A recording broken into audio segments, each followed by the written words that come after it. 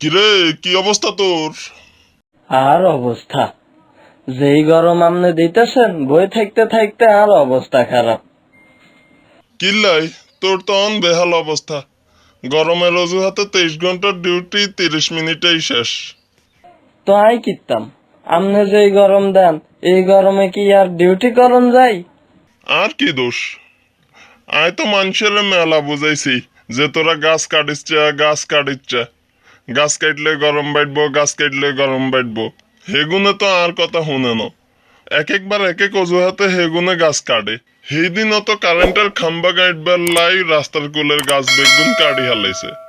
আর কথা বাদ দে, তুই তো কি রোদ কি বৃষ্টি কোনো কালেই তোর দেখা হাজানা। একখানা হালকা আকাশে গুড়ুম করলেই তুই নাই, একখানা গরম বেশি হইলেই তুই নাই, একখানা বৃষ্টির ছোঁয়া দেখলেই তুই নাই। তোর তো অজুহাতের শেষ নাই। আর কি দোষ? আই সীমিত সম্পদ, যত বেশি খরচ করব তত হলে শেষ হইব। সারাদিন কামে আকামে বাড়িতে অফিসে দেয়ালে ফ্যান লাইট এসি চালাইরা।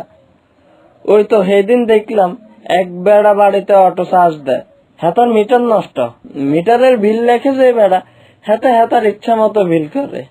আর যাইবার সময় অটো আলাতেন 300 দিয়ে ঘুষ লই যায়। হেগুনে যদি আরো অপচয় করে আর চুরি করে, লোডশেডিং না দিয়ে আর উপায় আসেনি। ভাইরে কি কমো দুঃখের কথা, কলকারখানার বড্ডা বড্ডা মেশিন অগল জন স্টার্ট দেয় আর কারেন্টের টান দেয়। ভাইরে কলিজা ছেড়ে যায় সেগুলো শক্তির যোগান দিতে দিতে। আরো আছে, এইসব কলকারখানার অর্ধেক টিয়া সরকারি খাতায় আর অর্ধেক বিদ্যুৎ অফিসে। আচ্ছা ভাই অন থাক, আমি কদ্দুর লোডশেডিং দিয়াই।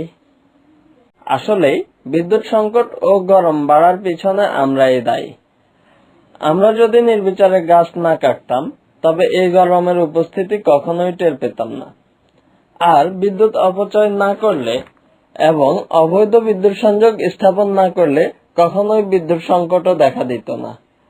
আসুন আমরা সকলে এই পরিস্থিতির মোকাবেলায় অগ্রসর হই, নিয়মিত গাছ লাগাই, বিদ্যুৎ অপচয় ও অবৈধ সংযোগ স্থাপন থেকে বিরত থাকি, যেন আর পরবর্তীতে কখনোই এমন পরিস্থিতির সম্মুখীন হতে না হয়।